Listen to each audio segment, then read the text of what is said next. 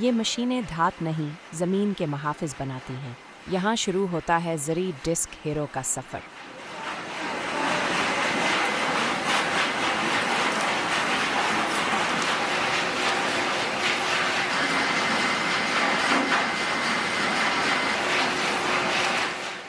सबसे पहले धात की पट्टियाँ लाई जाती हैं, कटाई, वेल्डिंग और हीट ट्रीटमेंट।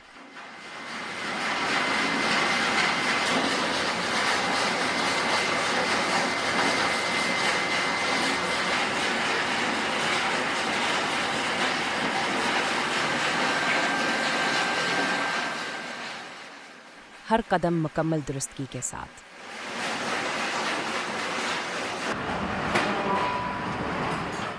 कारीगर आग के करीब खड़ा है, एक चमकती धात का टुकड़ा मशीन के नीचे रखता है और धात छींक कर अपनी नई शनाख्त बनाती है।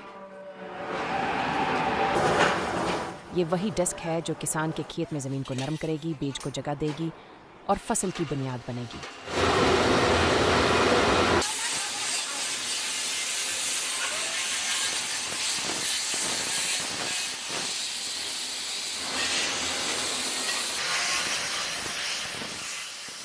यहाँ बनने वाली हर डिस्क किसी किसान की उम्मीद का पहिया है।